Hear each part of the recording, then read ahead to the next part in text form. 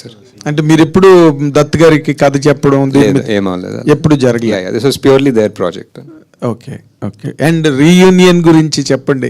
How did it go really? It was nice. Just cinema play చేసాము, అందరు చూసాము. ఎవరికన్నా ఏదైనా మెమరీ ఉంటే పాజ్ చేసి ఆ మెమరీ గురించి మాట్లాడుకొని కంటిన్యూ చేసాం సినిమా, అంతే. కానీ షూటింగ్ అన్నది చూడడానికే చాలా స్ట్రెన్యూస్గా ఉంటుంది సినిమా. వీళ్ళందరూ ఈ కొండలన్నీ ఎలా ఎక్కారా బాబు అసలు. You feel that labour even as an audience. మీరే అసలు how did it carry all that లైటింగ్లు పట్టుకోవడం అవన్నీ? And I know much of the thing that went on.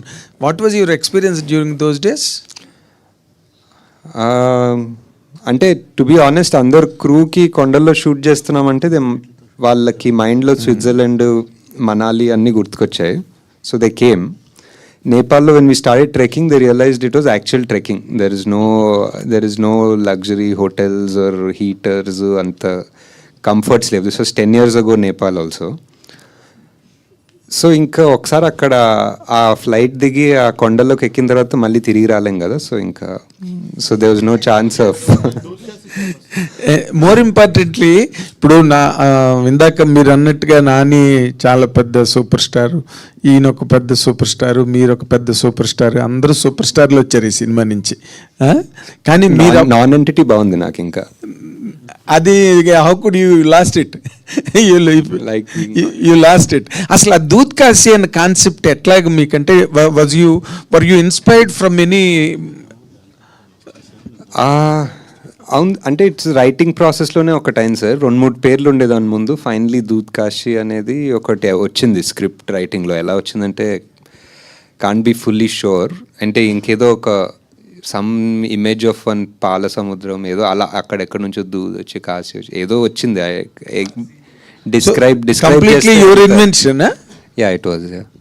Okay, అంతే ఇట్ వాజ్ ఇన్వెన్షన్. ఎలా వచ్చిందంటే అంత క్లియర్గా గుర్తు కూడా లేదు, బట్ యా. ఇప్పుడు చాలా మంది మీ సినిమా వచ్చిన తర్వాత దూద్ కాశీ వెళ్దాం అనుకున్నారు, కానీ ఎక్కడ ఉందో తెలియదు ఎవరికి. కాకపోతే it was not really located on the map of the country. Correct లేదు. తర్వాత వీళ్ళిద్దరిని ఎలా సెలెక్ట్ చేశారండి, నాన్నగారిని? అండ్ హౌ డిడ్, అంటే బిగినింగ్ కథ రాసి నాని గారు సెలెక్టెడ్ మీ అనుకోవచ్చు. Me and Vijay use to work together for a lot of ads and films. We were friends before also. Okay. Life is Beautiful nunchi. So anyway, we were friends and I really liked him and he fit Rishi perfectly. Okay. Nageswari garu ఇక్కడ. Hi. మీ Instagram చూస్తే ఎక్కువ Mahindra electric కారుకు సంబంధించినవి ఉంటాయి ఫోటోలు. అంటే ఏంటి, మీరు పొల్యూషన్కి వ్యతిరేకంగా కొంచెం ఏమైనా మెసేజ్ ఓరియంటెడ్ సినిమాలు ఏమైనా ప్లాన్ చేస్తున్నారా ఏంటి? అంటే ఈ ప్రాజెక్ట్కి అనుకున్నప్పుడు కూడా ఫస్ట్ కైనెటిక్ ఎనర్జీ గురించి ఏమైనా చెప్తారేమో అనుకున్నారు, కానీ కల్కి వైపు వచ్చారు.